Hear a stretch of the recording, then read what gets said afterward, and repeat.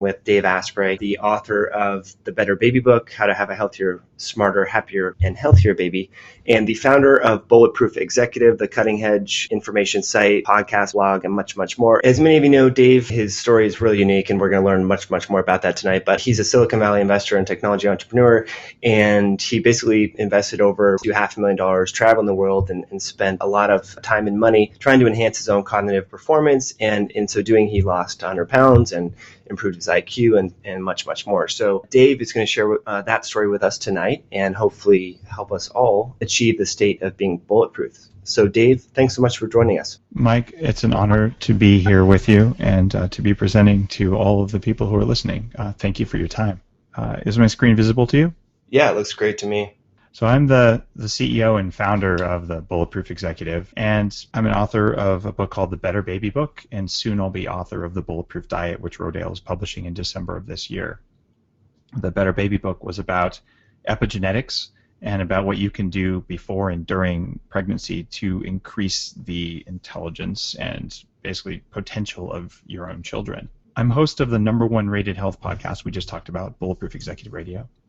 My blog gets, in combination with Facebook, about 2 million people a month. So it's become a place where people go to learn not about health, but about how to feel good, how to perform well. Because I've run the anti-aging nonprofit group called Silicon Valley Health Institute for 10 years, I learned that the only people who care about health are sick people, and the only people who care about youth are old people. And I say that as someone who was old when I was young and has had a lot of health challenges. And it always frustrated me that I didn't know how to get the attention of the people who could benefit most by taking care of themselves, preventative maintenance, instead of fixing problems. And the language and the positioning behind the Bulletproof Executive is, how do I help people with the least amount of work? And it's people who aren't sick and aren't old yet. If I can keep them from getting old or keep them from getting sick, it's just a better use of time.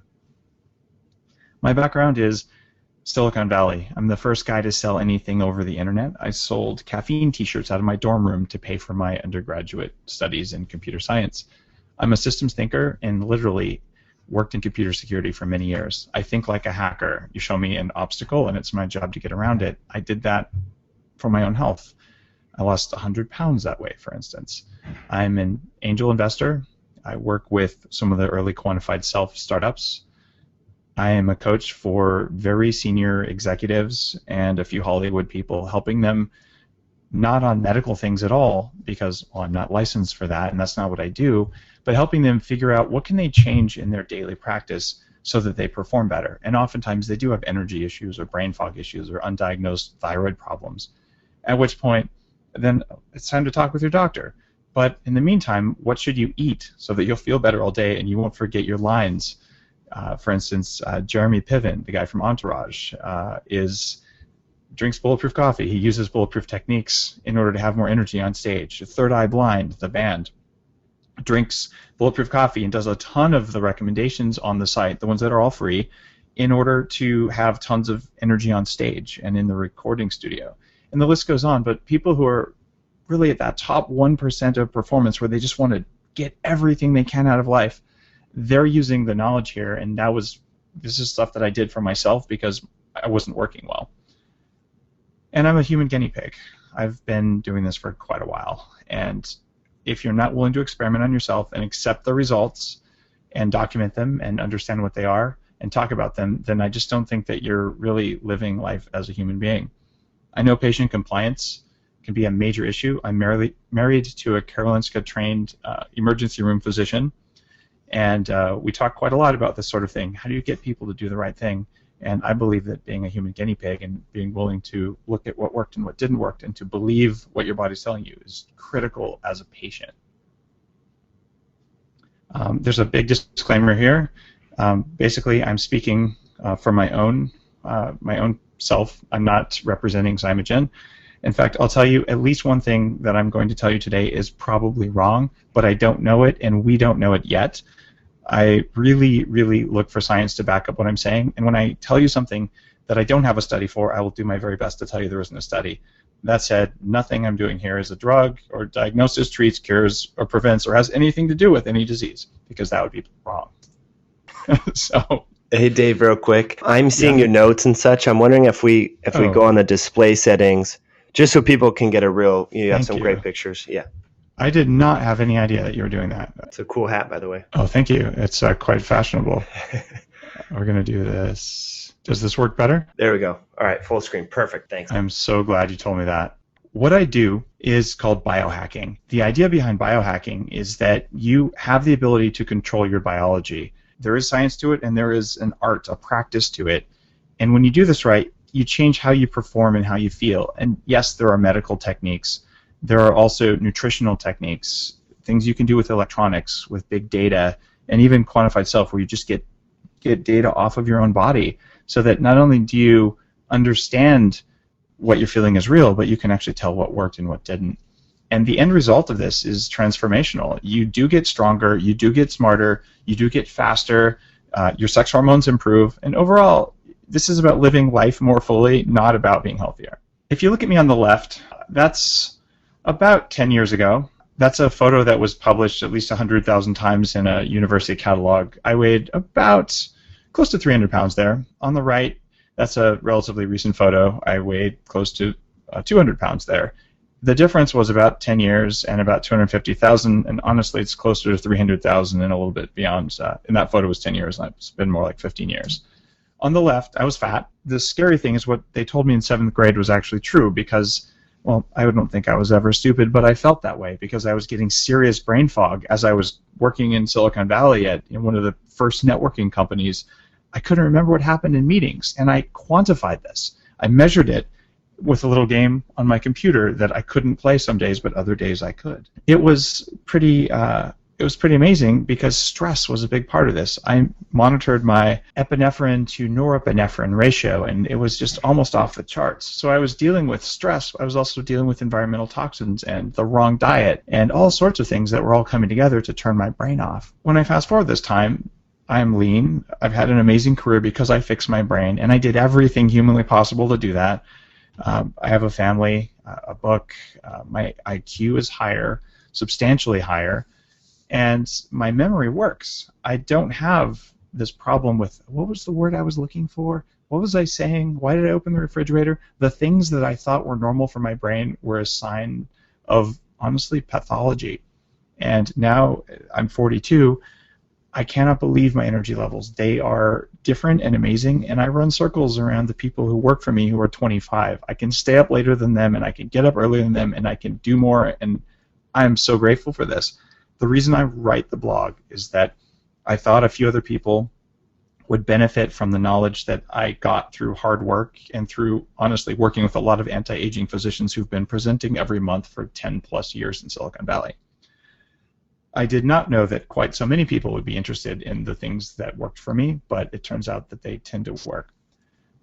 On the left is illness, on the right is wellness. But as we mentioned, that language doesn't necessarily work to get patient compliance. So on the left is not so good, on the right is kicking more ass. And you don't hear a lot of doctors talk about that kind of thing, but when you're practicing medicine and you position it that way, especially for the younger audience, they will respond to that in a way that is amazing, and they will not respond to wellness that way. Today, there are 3 things that we're going to talk about around upgrading your mind. And one of those is the activities you can do that change your mind.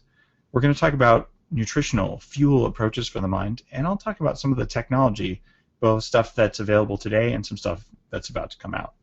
From an activity perspective, this should be no surprise, but sleep is pretty important. Most of the people that I've worked with sort of blindly believe that 8 hours is the right amount of sleep. It is for some people. The only little problem is that in a study of 1.2 million people followed for several years, the data showed that people who slept 6.5 hours lived longer than people who slept 8 hours. People who slept 9 hours lived less long than people who slept 6 hours. I wouldn't say that sleeping 6.5 hours makes you live longer, but I would say that people who are healthier need less sleep. This is a function of mitochondrial activity. It's a function of all sorts of basically health markers. So if you wake up feeling fully rested, your hormones work, your brain works, and you're ready to go after 6.5 hours, it's not that there's something wrong with you. And if you take steps to perform better and to change your biology, so it sounds kind of strange, but imagine yourself in your office with someone who has sleep or even depression or mood regulation issues, and you tell them, here's a free app you can install on your computer that's going to let your body naturally make a little bit more melatonin at night. Maybe you should think about that. I have consistently found that when people wear blue blocking glasses at night, you can buy them for about $6 on Amazon, or they install these types of things on their technology, that the quality of their sleep, the time it takes to go to sleep, just drops dramatically. They feel so much better in the morning. And there's lots and lots of feedback from people on this. So I consider it to be something that I do. I have dimmer switches in the house. I'm in the middle of remodeling my house, and my bedrooms will have remote-controlled switches that turn off the electrical circuit going to the room, so there won't be as much EMF in the room, and there'll be amber lights in the rooms. When it's time for that to happen, it'll work. And the other thing, I just had a really, really cool webinar about this, but for those of you who are really into probably your own health more so than you're going to talk with patients about, you can increase mitochondrial activity and probably reduce hair loss by adding some red light in the morning. You can bracket your cortisol exposure. The likely mechanism for this is that from an evolutionary perspective, we would have seen some red light in the morning and in the evening, and during the day you see lots of blue light. So having bright white or blue light in the middle of the day helps you sleep better late at night too. So we're still animals. So telling your basic reptilian biology, hey, it's daytime now and it's nighttime now, helps your mammalian and human parts of your brain deal with things like depression and sleep problems. It is kind of shocking, the difference in quality of life when you do that. Now, Dave, can we expand on that? Now, how would one go about getting exposure to red light during the day and avoiding blue light at night? And so the red light thing is kind of funny. For about $30 at Costco, you can buy a color-changing LED light that's pretty bright, like a strip light. You put one of those in your bedroom, and before bed when you're reading, turn it on red for 10 minutes and see what it does to your sleep quality and how you feel. And when you wake up, your alarm first goes off, turn it on. I have those in my kids' bedrooms even. And it is surprising how much that makes you want to go to sleep at night and makes you sort of feel like more energized in the morning. The blue light thing, you want to have natural spectrum lights. I use halogen because I can get a lot of lux that way, but it's possible to also get straight blue LEDs that are like mood lights that you can buy if you're in an area where you have a particular issue with that or if you're dealing with jet lag. Best yet, go for a walk outside at lunchtime. Show your body this is the middle of the day. And it is unbelievable what light exposure does to your mood levels. Fluorescent lights, particularly compact fluorescents, are a disaster for cognitive function. If you're sitting in your exam room and you have especially those fatter, older fluorescent lights that are unshielded or that have those metal grids where they shine straight down on you, those cause parasympathetic nervous system stress in a lot of people, and they generally don't provide great illumination. So switching to natural spectrum fluorescence with good quality electronic ballasts, or better yet, high-end LED lighting or halogen lighting in an exam room can change the entire experience of the patient and especially your own health as someone who spends a lot of time in an exam room. It's amazing what just a little bit of light hacking does to make people feel more comfortable. If you're the kind of physician who uses nutritional supplements, kudos to you, thank you. And you're also probably the kind of physician who practices a little bit more on the integrative side of things. So having an office environment where you're going to spend a half hour or an hour with the patient that's comfortable for you and for the patient is a priority, and it matters. That's great. Now, you mentioned a couple key things here in the hair loss and cortisol and such. Can you expand on that? I have not heard that before, and I don't think other people have, and that's if we get that question a lot, particularly for men and women, hair loss in middle age. Well, red light stimulates collagen production, so it helps with wrinkles too. And some of the anti-aging salons will use a red light treatment, which is medically shown to work to increase skin collagen. And red light, funny enough, is used in chicken farms to control molting. And there is a relationship between molting and hair loss. Wow. So I wouldn't go around promoting just red LEDs, especially in the environment, as a massive difference in hair loss. But red And infrared lasers used on the scalp probably do, because of their mitochondrial activation and their nitric oxide activation and their ATP resynthesis or recycling activation, probably do have a positive effect. I've been a fan for more than a decade of using cold lasers topically for neurological inflammation and to speed healing. And I believe they probably do work on baldness, but I don't walk around with a laser strapped to my head most of the time. Last question. So if someone is going to implement all the things that we talk about here in the next 40 minutes or so, and they can function fine off 6.5 hours of sleep, let's say, are you encouraging people to go to bed earlier and then get up earlier? Or because if someone is up late, they're likely to be exposed to unnatural light. So what do you recommend in terms of the timing of sleep? The classical texts on adrenal dysfunction say, go to bed by 11 p.m. The problem is that some people have a slightly long circadian cycle. If you're on a 25-hour day, you're going to be a night person. And if you have a slightly short one, you're going to be a morning person. And there's also a circadian rhythm around your body's pH. It kind of depends on who you are. Some people really are night owls, and there's some interesting studies saying that you might be a little smarter if you're a night owl. No offense, morning people. And there's an argument to be made that says, why fight your biology? If you perform well, stay up till 11, 12, 1, whatever works for you, and make sure you're getting adequate sleep. From a melatonin and a biological perspective, I think it's probably lowest stress to be in bed by 10:45, lights out by 11. I cannot say that I practice that on a regular basis. Your mileage may vary. I've always been a night owl person, and I've built my life to support that. Mm-hmm. It's also a question of if you have kids, what your job, what your commute. Those things tend to be really big variables there. But if you're comfortable going to bed earlier, it's probably better. If it doesn't work for you, then it's not right for you. Sure. Awesome. From a cortisol bracketing perspective, I would invite you to check out one of the podcasts on Bulletproof Executive Radio with Steve Fowkes, Fowkes. Steve is honestly the guy who saved my career. He was the creator and editor and author of Smart Drug News back in the 80s and early 90s, and it was his writing on piracetam and some of the other cognitive enhancing agents that undid my brain fog enough to let me use my own brain to hack the rest of the challenges I was facing, which, by the way, included repeated exposures to toxic mold, including Stachybotrys, and very well confirmed and diagnosed Lyme disease. So I've recovered quite well from some pretty heavy-duty things. Those both resulted in fibromyalgia and chronic fatigue syndrome. I've had high mercury levels, et cetera, candida. It's been an interesting life. Yeah. But those kinds of things are hackable, and I think a lot of your practitioners must work with those. But if you haven't heard of Steve Fowkes, he's a luminary in the field who doesn't do a good job of promoting himself enough. So Steve, Fowkes, on the Bulletproof Executive podcast. There's a whole podcast about cortisol bracketing and red light where I'm interviewing him about that. Perfect. I'd also invite anyone who's in the Bay Area to consider stopping by the Silicon Valley Health Institute, SVHI, third Thursday of the month in Palo Alto. Meetings are $5 to cover the cost of the room we hold them in. And Steve is always there as a member and an advisor, and you'll usually find a mix of integrative health professionals and very well-connected community members talking about the very latest anti-aging research in a community forum with a good quality presentation. So if you want to get a chance to meet one of the luminaries in the field who you probably should know, he's one of the guys.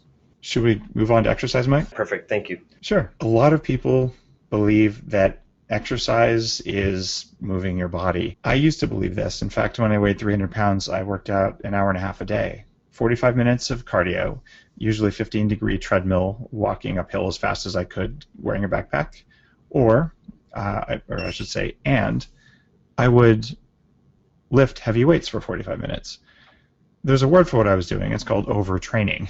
And I didn't understand, the calories in and calories out equation just doesn't work very well. It works for short-term famines. It doesn't work for sustainable health. There's something that makes me really sad is you go out at lunch in any big city and you see women who are pear-shaped because they have obvious hormone regulation problems, walking because they believe that walking is going to allow them to eat 5 more Doritos before they continue on that afternoon. And it is sad and it is irresponsible to allow that kind of thinking to continue. So walking is great for you. It stimulates BDNF. It stimulates lymphatic flow. It helps with toxins, and it's a great thing to do. Unfortunately, it doesn't count as exercise, and you are not a better person if your little bracelet says that you walked 10,000 steps a day or you didn't. I say that as the former CTO and co-founder of MyBasis, the wristband company that was just bought by Intel for $100 million. It's useful data, but it doesn't mean you burned calories that were meaningful. It just means you moved more. The kinds of workouts that cause change in people are very intense and very short and very infrequent.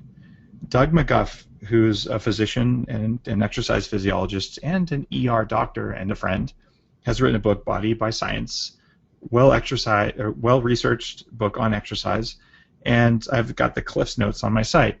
Short answer is do heavy-duty sprints for 15 minutes once a week, or do heavy-duty lifting with core exercises, lifting to failure, once a week.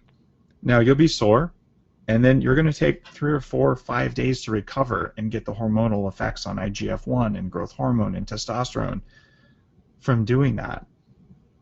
It is so different than working out, going for a jog every morning, or even lifting weights 3 or 4 times a week, that it's the most efficient protocol I've managed to find. If you talk to the average person with a family and a career, and as a practitioner say, you really have to exercise 3 times, 4 times, 5 times a week, compliance goes down. When you talk to that same person and you say, you know what, I want you to move every day, but do something fun, it's not exercise. I also suspect that maybe you could find time to work out for 15 minutes once a week. You're going to get a resounding yes, and they're going to get resounding results, especially compared to the amount of time that they spend. If I was showing my video, I look like I lift weights all the time. I honestly, the only thing I've been doing lately is the electrical stimulation and whole body vibration, because I'm kind of curious what that can actually do for me. But I have a minor six-pack, and I'm pretty darn V-shaped for a guy who doesn't need to work out a lot, and I have a ton of energy, and all of my biomarkers are looking really good. I manufacture a whole body vibration plate called the Bulletproof Vibe that a lot of chiropractors use, and it's a 45-pound welded steel thing that runs about $1,500. I designed this not for that kind of use, but for people to have in their offices or homes and to not break. The reason whole body vibration is interesting is that there are tons of studies, mostly out of NASA and some out of Russia, around bone density and prevention of sarcopenia. You want to maintain this muscle mass, and you get a piezoelectric effect in your bones. What the Bulletproof Vibe does is it vibrates up and down 30 times a second, which is the frequency most studied for these kinds of benefits. And it's a relatively small vibration, but you feel it, and you can stand and hold a dumbbell in your hands or not. You can do a forward fold yoga pose. But it relaxes you, it stimulates the muscles a little bit, but most of all you get the lymphatic flow. So when I don't have time to go for a walk or a hike for an hour, I'm going to stand on this thing for 15 minutes, potentially while I'm even doing email or watching some podcast I wanted to watch, and I'm going to get my day's movement in. It's neurologically stimulating, it's physically stimulating, and it gets that microcirculation going. So this is an option for people who are just not going to exercise any other way because they're too busy, or because they're not going to do it, or because of some injury or something. I found that to be a real technology that is a very far stretch from those weird belts we used in the 70s. Let's talk about what you feed your mind.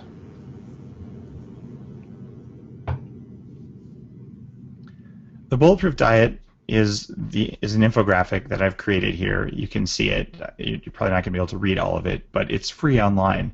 bulletproofdietbook.com. You'll just get it when you sign up, so I can send you an email when my book comes out. I'm not going to spam you on that list at all. The idea here is you eat a ton of vegetables, but 50 to 70% of your calories comes from the right kinds of fat. You don't eat a lot of fructose. You don't eat a lot of starch, but you eat some, and you don't excessively overeat protein like so many paleo dieters do today. There's 2 other innovations that I recommend for people. One is called Bulletproof Intermittent Fasting, which is many of the benefits of not eating for 18 hours a day, but not the downside. The downside of not eating for 18 hours a day is that you end up getting hungry, cranky, and tired right in the middle of your workday, which doesn't work unless you don't have a regular workday. The other thing is once a week, don't eat any protein. When you do that, you trigger massive autophagy. So my book will contain these things. In the meantime, the infographic is free. It's been downloaded hundreds of thousands of times, and lots of people put it on their fridge. They do that because it just gives them a roadmap to say, well, if I'm going to pick a fat, what are the good ones again? What are the ones that are okay but high in omega-6, and what are the ones you just probably don't want to eat? And the same thing goes for every food category. As an example, this is a blow-up of part of it. Eat lots of vegetables. Not that hard to do, but knowing what oils and fats to eat, that canola oil isn't healthy, even though it has omega-3, for instance, is a really useful thing to know. So it's all in here, and it's pretty well researched. Another thing for making your brain work better is don't eat a lot of fructose. It goes to the liver, it raises your triglycerides, gives you those problems with AGEs. It really cross-links with collagen, which is bad for you. You get that oxidized LDL. And I used to say keep fructose to less than 50 grams a day, but there's increasing evidence that even less than 25 grams a day is a good idea. One of the other things that happens is that fructose in most uses contributes to food cravings an hour or two later. The exception is actually a sleep hack. One of the really cool sleep hacks is a tablespoon of raw honey taken before bedtime on an empty stomach, or at least 2 hours after eating. Now, that flies in the face of the sort of ketosis-oriented thinking that I'm well known for, but a small dose of fructose taken like that will raise and stabilize your blood glucose for as much as 6 hours. So if you're waking up in the middle of the night because you don't have stable blood sugar, this is a way to fix that. You could probably also do it with resistant starch, something I'll cover a little bit in my new book. Another problem with modern nutrition is that biogenic amines are a problem. The most famous of them, of course, is histamine, which is a neurotransmitter that is quite useful, but in excess, it messes up your gut function, it slows down your metabolism, it gives you massive food cravings, gives you brain fog, headaches, and even things that feel like allergy attacks. Oftentimes, this is in people's food because they had poorly fermented sauerkraut, or because they really didn't know that soy sauce might not be a great choice for them. And of course, things like putrescine and other polyamines can be really toxic. And I've found there is a good number of people who, out of the goodness of their heart, because they're good people, eat fermented foods, but they don't monitor how they feel after the fermented foods. So they get kind of tired and foggy and cranky. They don't know that there's a histamine effect.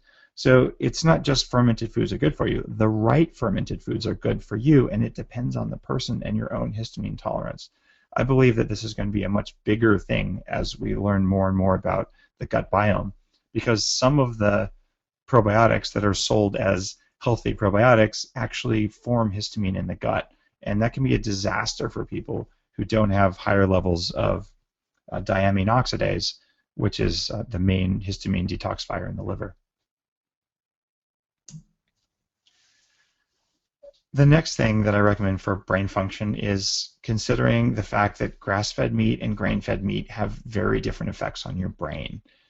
And it's kind of funny because even though this is a slide on grass-fed, the cow's actually not eating grass. So there's a little bit of irony in here. And the final irony is the guy who just bought 32 acres of farmland where I'm working on opening an organic farm so my kids can grow up with the right soil biome, is that cows and horses really don't like kale or chard because it's too high in oxalic acid, but still, it's a pretty cool picture, eh? That A is Canadian because I live in Canada, but I'm American by background too. Now, grass-fed meat, different fatty acids. Grass-fed beef actually looks more like salmon when you just look at the fatty acids that are in it. The other thing, and ranchers know this very, very well, is that when you feed low-quality grain, which is cheapest, to cows, that the cows accumulate the toxins in the grain. The toxins come from mold on the grain, they come from pesticides, and of course cows accumulate antibiotics in their tissues, those things that are synthetic estrogens. Well, when you feed a cow grass-fed meat, none of that stuff really happens, and you get very high levels of conjugated linoleic acid, which is all sorts of health benefits that are shown in multiple studies. CLA specifically affects inflammation, it affects brain function, it affects gut function and gut permeability, and type 2 diabetes. There's a pretty good case for eating some CLA. grass-fed butter provides the same thing.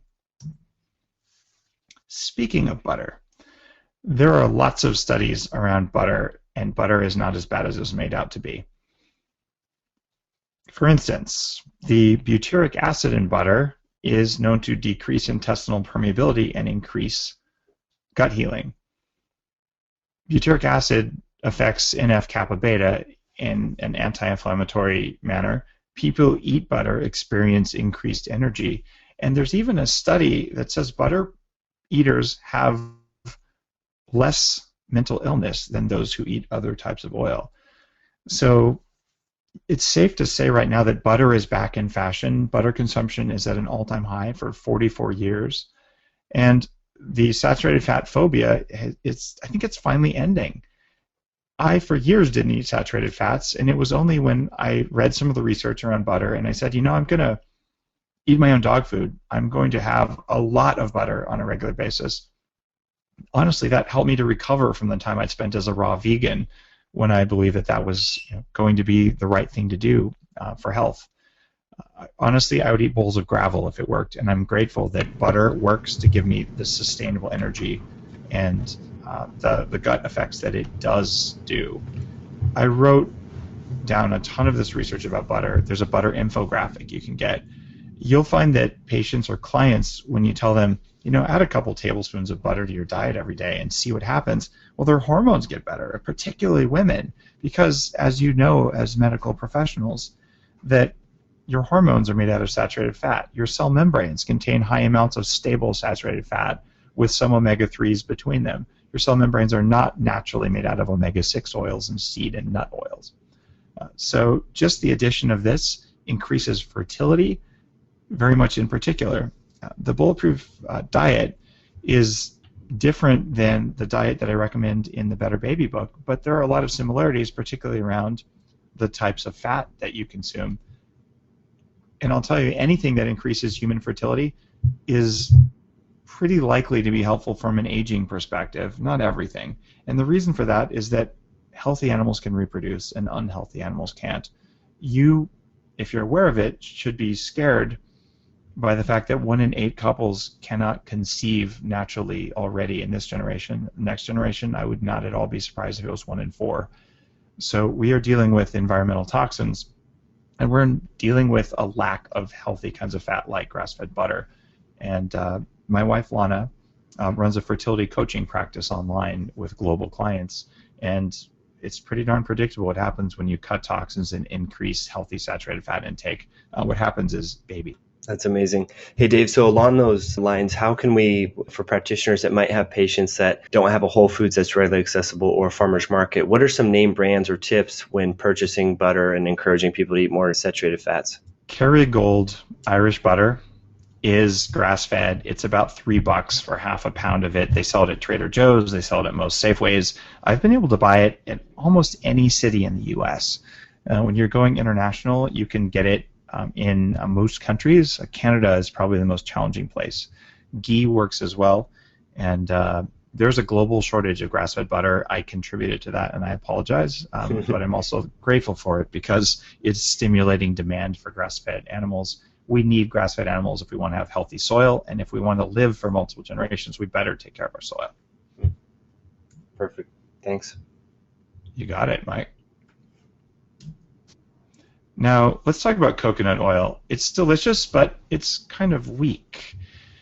What I use is this brain octane oil. Yes, shameless plug, I do make it. The reason I make it, though, is for my own use. It is a single-chain MCT, just the shortest chain of the MCT oils. It's got 18 times more of that fat, the caprylic acid, than you'll find in coconut oil, and caprylic acid normally doesn't taste very good. This has a completely neutral, no flavor at all. So you can pour it on food, and that's what I do with it. I put it in coffee and food. It is the one that most effectively converts to ketones in the body. So you can get low-level ketones even in people who are still eating sugar and excessive carbs. And the difference in how they feel and their ability of their brain is amazing. They literally, they got their life back, their energy turned back on. Part of the reason that may happen in some people is if they have problems with yeast in their gut. Caprylic acid is definitely not something that yeast enjoys. But the difference you hear from someone who has a teaspoon or a tablespoon is shocking. In populations of people who, especially women over 40, people who have thyroid problems, though, I recommend they start out very slow, because this stuff can increase mitochondrial function because you have the ketones that don't burn glucose in the mitochondria. So it can turn your thyroid on in a big way. One of my employees, who's 62, she had to cut her thyroid meds by 75% after she went on it. When I started making this a regular part of my diet, I myself my T3 time release went from 10 micrograms a day down to 2.5. So I cut my own by 75%. So this is not a thyroid drug by a long shot, but when you fix your biology, you might want to adjust your thyroid medication. I would tell you something else amazing about what C8 MCT oil like this does for aging brains, but then I would be making a drug claim, so I'm not going to do that. I apologize. You'll have to do that research for yourself. The reason people who make really cool stuff like this don't make drug claims is because we want to keep doing that. Mm-hmm. The other thing that's really important for making your brain work is just avoiding food toxins. So many people eat a meal and then in a half hour, an hour, 2 hours, or even 6 hours later, they stop being able to think. They get tired. They lose focus. And what's going on there is their body is processing these toxins, breaking them down, and they run out of glucose because the liver really likes to have glucose, or in some cases some fat, that it can use to help oxidize toxins. So by telling people to cut out lectins or phytates, and in particular gluten, or one of my favorite areas of research is mold toxins, mycotoxins that are very common in many processed foods today, people feel amazing boosts in cognitive energy, and they don't know why. So then they use the Bulletproof diet as kind of a roadmap, and then there's a free app that I make called Food Sense, and the app uses your heart rate, and it measures your heart rate to figure whether or not your heart rate spikes after a meal.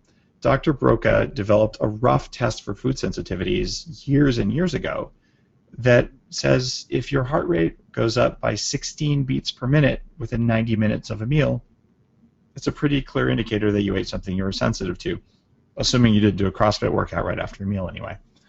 So using that rough thing, you have a guide to eating less toxic food, and then the ability to test whether a certain meal triggered you or didn't trigger you. This is faster and more data-driven than a typical elimination diet, which no one will ever do unless they're profoundly unwell, speaking from personal experience. So all of these are as controlled for as possible in the recommendations I make there. But one of the things that I get the most questions about is what's up with coffee, because I do make upgraded coffee, which is a mycotoxin-tested coffee bean. The reason I did this is that I gave up coffee for 5 long, dark years. And I did that because even though it made me feel good, I'd feel good for an hour or two, but then I'd crash and I'd get cranky, but I would get joint pain and I'd get headaches and just a feeling of irritable anxiety that would come with it. And after a lot of work, I read a lot of agricultural research and some biotoxin research, and I realized that what's going on here is that not all coffee is the same, because I would drink it one day and wow, I'm cured. The next day, oh, I'm allergic to coffee. And I'm like, wait, I didn't turn my food allergies off one day after the other. The coffee wasn't all the same. When I got to sort of the end of that rabbit hole, I found out that there's a study that says up to 91.7% of green coffee beans have toxins from mold. This happens because insects and other biological stressors affect the coffee fruit as it grows on the coffee plant. The insects in particular introduce toxic mold spores, mostly species of Aspergillus and a few others, onto the coffee fruit. The coffee is then processed in one of two ways. The natural process means you throw it on a tarp and let the fruit spoil till it dries, and then you sort of flake it off, rinse it, and then it's a coffee bean. Or you throw all of the beans into a big vat with water and you let them ferment for a while, at which point the mold spores germinate. The mold spores make enough toxins that most governments around the world have put in upper limits for coffee for one of the many toxins. I test for 26 of them, But one of the main toxins that's known in coffee is called ochratoxin A. Ochratoxin A is limited to 5 parts per billion throughout most of Asia and all of the EU. The acceptable limit for ochratoxin A in the US is, oh, we don't have one. So if you look at my episode number 100 on Bulletproof Executive Radio, I interview one of the world's foremost experts in coffee who flat out states there is a problem with coffee dumping, and people, coffee producers who have coffee that isn't clean, they won't send it to Europe because they have to destroy it if it doesn't meet European regulations. They ship it somewhere else. And it's not a particular stretch to understand that that coffee is going to go somewhere and it's going to go to a country where there aren't regulations. So I set extremely strict limits for a list of mold toxins, including ochratoxin A. And I've completed a study that I haven't published yet, where for 6 weeks we looked at 7 different measures of cognitive function for people drinking coffee they bought at a corner coffee store versus coffee made with my upgraded beans. And on 5 of 7 measures, we found a very substantial difference in cognitive function.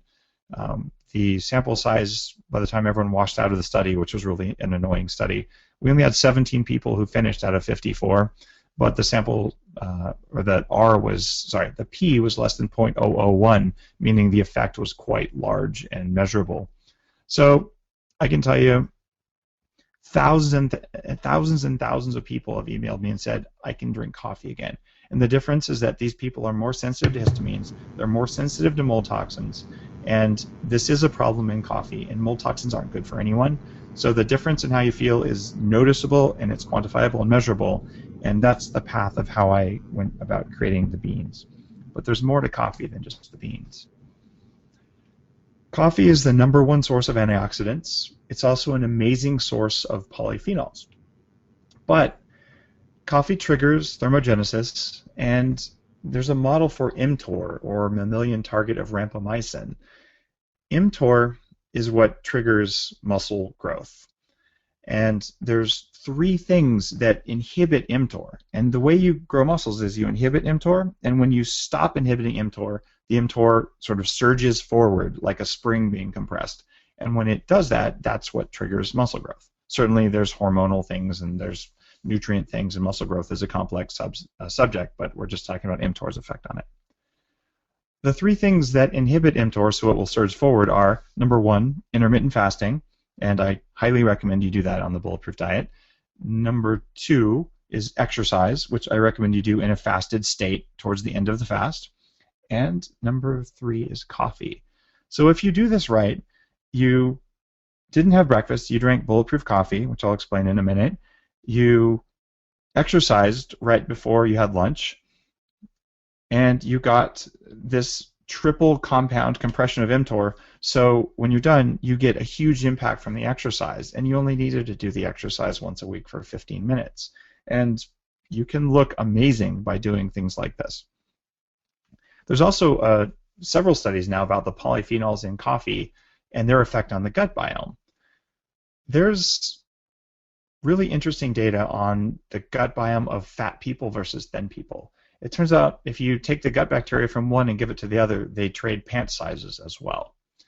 So the difference is the ratio of Bacteroides to Firmicutes. Bacteroides eat polyphenols. That's their prebiotic. And you can't supplement those. There is no company that makes a Bacteroides probiotic. There was one company in Vancouver, but they're out of business now because those bacteria aren't particularly stable. So the way you get them is you eat lots of polyphenol-rich foods like colored vegetables and chocolate and coffee. Interesting that your coffee could be a probiotic. There are some studies about coffee that I really, really want to tell you about, particularly very large, very impactful things that everyone's concerned about, but I would be making drug claims, and since coffee is not a drug, it is a delicious beverage, you'll have to go to PubMed and type in coffee and see all the amazing things coffee does for yourself. There are studies I'm allowed to talk about improving executive function. Caffeine alone does it, but coffee does it better. The other biohack that I'm maybe most famous for is the idea that butter is better than cream and certainly better than milk in coffee. And there are multiple reasons for this, but the big reason is that casein binds to the antioxidants in coffee and makes them unavailable to you. So if you want to get the benefits of the antioxidants, best of all, blend your coffee with ghee and that brain octane oil we talked about before, which enhances absorption. In fact, brain octane oil, that ingredient, is used by pharmaceutical companies to increase absorption of things. So if you take coffee without the toxins, you, in a blender, combine it with grass-fed butter and brain octane oil, you're getting a burst of ketone energy, you're getting the butyric acid and the satiation that comes from the butter, you're getting the CLA, and you're getting the benefits of coffee itself. When you blend it, you micelize it, so now it's more absorbable, and once you do that, you have zero food cravings. I mean zero food cravings for the most hardcore sugar addicts in your practice. Literally, the first day they have this for breakfast done right, they're like, oh my goodness, I didn't think about food until lunch. I just didn't care. I didn't use my willpower to say no to the bagel. I ignored the bagel. The bagel had no power. That rocks. Because I'm watching the clock and we had a couple technical difficulties, I'm going to go really fast on a couple of these slides so we can talk about some of the electronic stuff you can do. Sure. Glutathione for cognitive function is magic. Mike makes an amazing form of glutathione that works very well. If you do IV glutathione in your practice, good for you. If you don't, think about it. The form that I work with is called MAPD glutathione. It's a glutathione liposome bound to a lactoferrin molecule, and it works really well. Anything you can do to get glutathione into your patients is a good idea, and whey protein is not a good idea beyond 2 tablespoons a day because it tends to contribute to inflammation if you're over-consuming whey, and it's rate limited as to how much glutathione you can make from it. Another major brain fog clearing substance is charcoal. It's been used in Ayurveda for thousands of years. People think of it as a digestive remedy, but it's got a negative electrical charge that attracts toxins that are usually positively charged. I've seen brain fog, particularly in kids, but even in myself, turn around, especially after a meal, very quickly with this. A lot of the charcoal that you can get today is not acid washed. And since charcoal naturally accumulates toxic metals because it's a large volume of wood turned into a small volume of ash, I use a acid-washed process, and I'm the only supplement company out there to use this ultra-fine grain charcoal, where it's the top 15% finest. But let's talk about the 3 technologies for increasing your cognitive function, because I promised to tell you about upgrading your brain, and I have 4 minutes left. Number 1, heart rate variability. If you can convince your patients to do this, the impact on the quality of their life is amazing. I'm a certified heart math coach, and I make an app called the HRV Sense iPhone app that uses a chest strap, so you can monitor your stress all day long. The long and short of it is that most people don't know when their sympathetic nervous system is triggered by something in their environment, and every time that happens, their brain turns off and they get distracted and they don't know it. So by teaching people to feel what it's like and to know when their body is in a state of stress, even if their mind doesn't sense it, they become more aware of stress, and then they learn how to manage it and turn off stress. That alone raises alpha in the frontal part of the brain, and it increases your ability to pay attention and get stuff done. It is a huge health impact. Next up is neurofeedback, and there's my cool, sexy hat there. I use a program called 40 Years of Zen, which for my most senior clients, it takes 7 full days of neurofeedback, and you learn to mimic the brain state of someone who's spent 40 years of daily practice learning advanced Zen states. The side effect in an NIH-backed study is 11.9 IQ points that are stable a year later. This is heavy-duty stuff. There are much lighter weight forms of neurofeedback that do amazing things for PTSD and for people who have chronic anxiety and don't know why. If you take someone and you put them on brain octane oil, you put them on the bulletproof diet or paleo or some sort of high healthy fat diet that's relatively low in toxins, and then you give them neurofeedback, or you give them any other form of therapy, something like EMDR, you can get people who just are not functional human beings to wake up. If you do the therapy without the food, it's much harder. If you do the food without the therapy, it's much harder. You have to have mitochondrial energy in order to make the prefrontal cortex turn on so that you can become in charge of your own mammalian and reptilian biological systems. And this is a core kind of bulletproof teaching on the blog. The other thing that is shockingly cool is dual and back brain training. Unfortunately, this simple mental exercise is so frustrating that most people, including my hedge fund manager, gazillionaire clients, they never do it because it makes you feel like an utter failure every time you try. But it is something that is proven to increase your fluid memory and to increase your IQ score, and something that for me raised my IQ score by 12 points.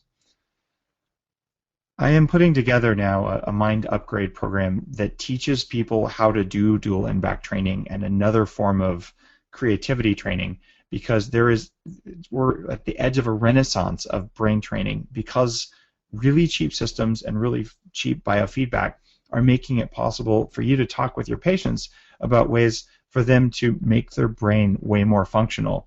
And the way someone's eyes light up when you tell them, no, you can be more than you are today, is incredible. And I think for physicians, not necessarily this specific program, but the ability to work with integrative type clients on their cognitive performance as a marker of aging or just as a marker of health, we're going to see incredible things happen. Thank you, Indiegogo. Thank you, crowdfunding, and thank you, Quantified Self, because we'll be able to tell what works and what doesn't work in short order, and you'll be able to monitor it in ways that are amazing. And thank you, even companies like Lumosity, for teaching people that you can train the brain with software in a way that wasn't possible even 5 years ago. Keeping track of the time here, it's 6:30. Brief plug here. I told you guys about the coffee. I told you about the problems in coffee altogether.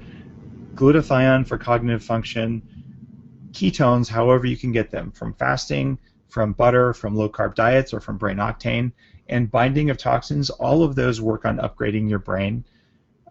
I talk about this stuff on a regular basis on the Bulletproof Executive Radio podcast on iTunes, and I'd be more than pleased to take questions if Mike allows us to have time to do it. Absolutely, Dave. Yeah, we have quite a few questions and quite a few hands being raised. And so I think what we're going to do real quick before we open that up is in your chat, if you guys do want free coffee, first one to type in coffee in the chat bar will get some free coffee from Dave. So if you're interested in that, you can go ahead and type that in. I'll monitor the chat bar here. While we are waiting for those to come through, Dave, a couple questions. You're big on quantifying your brain function and such, and you mentioned Lumosity and such. I know that they recommend there's in-house studies and stuff. Can you give us your feedback on that? I was on a panel at South by Southwest, the big media conference in wherever the heck that place is in Austin. And I can tell you there's good research, and the people at Lumosity are really working hard on great software, and it's engaging. And compared to the average Angry Birds thing, you're totally rocking it. That's a wonderful thing to do. Not all brain training software makes you better at generalized skills. It actually makes you better at brain training software. But that alone can make a difference. I felt the difference from Lumosity. There's a lot of in-house studies there, though. So I wouldn't say that it's a negative thing at all. I would say some of it probably makes you better at Lumosity. And they even have a little dual in-back app. It doesn't do all the stuff most dual in-back does, but it is in there. So I would encourage people to do that as a much healthier form of video game than what you can get. Now, for cognitive function, you mentioned heart math and heart rate variability. I've been doing HRV for a while now, but really cognitive function, what's the duration, how many times a day, things like that. What do you recommend? I suggest for my clients that they do a minimum of 10 minutes a day, hopefully 20, but 10 is okay, for at least 6 weeks. The reason for that is 6 weeks is the habit-forming window that's pretty well defined in psychology texts. So once they get used to that, they're in the habit of turning off their sympathetic nervous system. If you can get them to do 20 minutes, that's great, but 10 minutes is the minimum required, either when they first wake up, before bed, and usually people, if they do it for 2 weeks, they realize they probably should do it at the end of their lunch hour too, if they tend to be anxiety. Fabulous. So we do have some live questions. First one is Christiana Delion. Yeah, you're live. Welcome. Hi, how are you? I just wanted to thank you for the presentation and also ask, you mentioned that casein affects the absorption of antioxidants when you are drinking coffee. So what about dairy-free alternatives like almond milk or coconut milk, something that does not have casein in it? It specifically binds to the catechins in coffee. And dairy-free alternatives work. I tend to prefer ghee because you're still getting the CLA and things like that, and it has 0 casein in it. Almond milk can have mycotoxins in it, and it generally is higher in oxalic acid, which can be a problem even for cognitive function for a lot of people. But if they respond well to almond milk, it certainly works. Anything with fat that the body likes without casein is going to increase absorption of those antioxidants. We know that putting butter or other fat on your vegetables makes those nutrients more absorbable. It's even more so when you're dealing with high levels of antioxidants in coffee or even tea. Okay. There's a reason the Tibetan, butter tea that I originally got the idea for putting butter in my coffee from. There's a reason it works. The reason it's such a big part of the Tibetan diet. It's that same principle. Okay, great. Thank you. Great question. All right. Hey there, Dr. John. Yes, good evening, Mike and Dave. How are you doing this evening? Good, thanks. Great, thank you. Great. David, I just wanted to ask you 2 questions, if you don't mind. The first one was, are you still following Dr. Cruz's cold thermogenesis protocol, and how are you doing with it?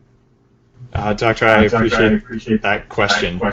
I'm getting an echo. I hope everyone else isn't getting it too.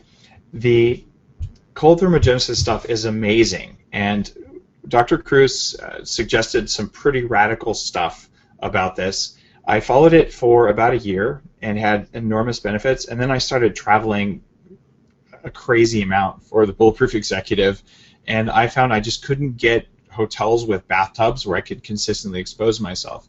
So the new biohacking facility that I'm in the process of building now has an ice tub specced out right next to a farm for red sauna. So yes, I will be getting back into it.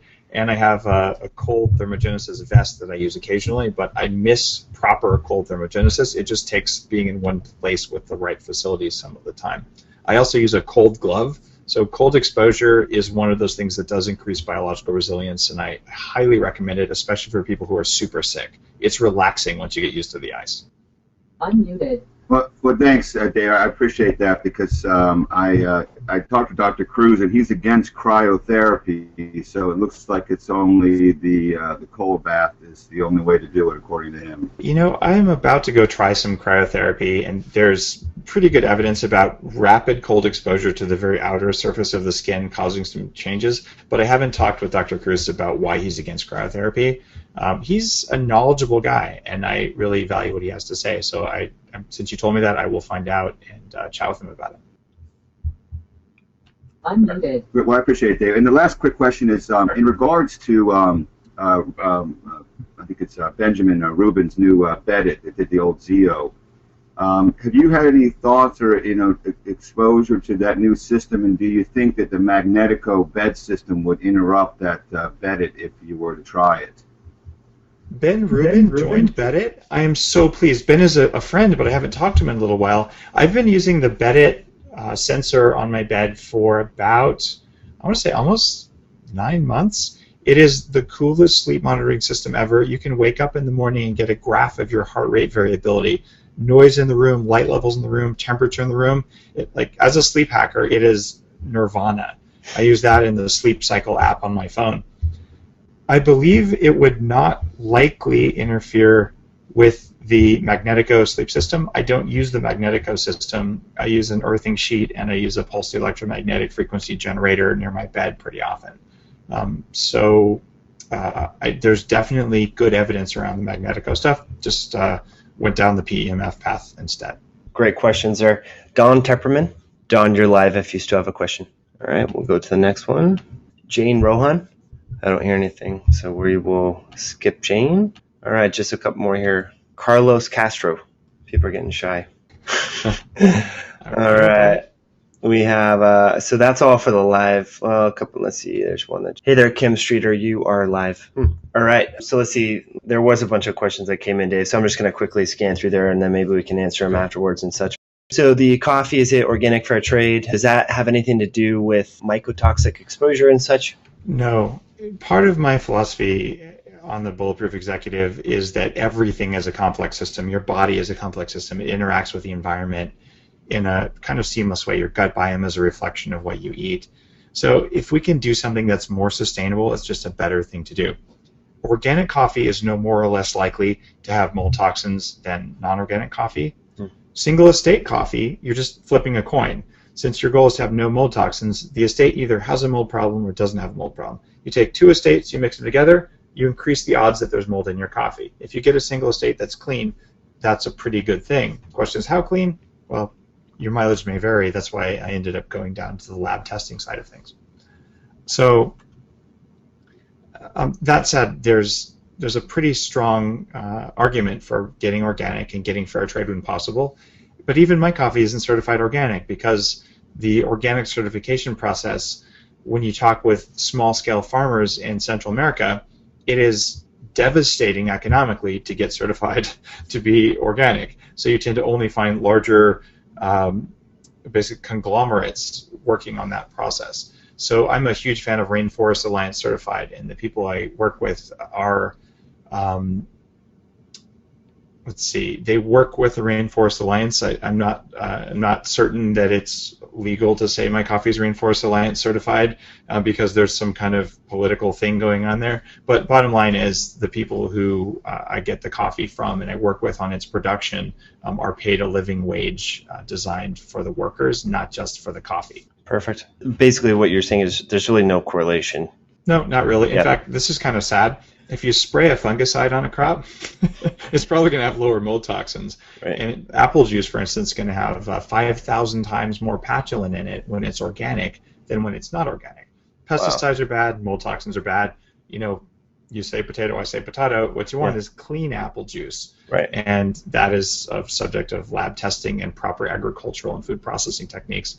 And at the end of the day, that's what I'm pushing for. I want the world's coffee to be clean, and I want us to look at food storage and preservation throughout the supply chain because it will cause a huge shift in human health and chronic disease when we get. You know, the thing that I've run into with your protocol, and I love it, by the way, but is having a glass blender. And a lot of folks have a plastic blender, even the Vitamix and stuff, and I cringe at that, talking about the hot water leaking phthalates and such. What are your workarounds for that? Limited exposure to the blender. There really isn't that much to do there. I mean, you can buy glass blenders, but most of the glass blenders I found have very low quality seals, and any fat will degrade a seal, but coconut oil in particular degrades plastics even faster. So the new BlendTech blenders are BPA free, but that doesn't mean that they're free of all plasticizers because they are plastic. So I tend to use, for cold stuff, a Vitamix, and for hot stuff, a BlendTech. I'm opening a bulletproof coffee shop in Los Angeles and raising some money for that now. So I've actually tested both blenders, the commercial quality ones. I haven't tested them for BPA, but I've looked at the certification. They both claim BPA free. It's just that for hot drinks, BlendTech works better. For cold drinks, Vitamix works better. So if you're going to go out and buy yourself a super blender, I tend to favor BlendTech for home. So you're saying just keep it short and sweet, blend it as quick as you can, pour it out. The sweetener should be xylitol, non-GMO based. Just kidding. You're short and sweet. Right. That's funny. Okay, question came in on the app that you use to reduce the blue light from the screen of the computer. It's called Flux, and it's spelled F and then dot or a period, Lux. And the website is getflux.com without the dot in it. Great. Well, Dave, this was amazing. Thank you so much. We'll make the recording available to everyone. And a couple of folks here did win some free coffee, so I'll send that over to you, and you guys can work it out. Awesome. Have a great night.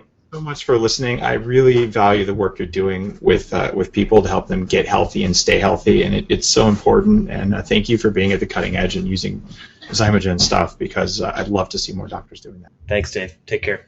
Take care. Bye.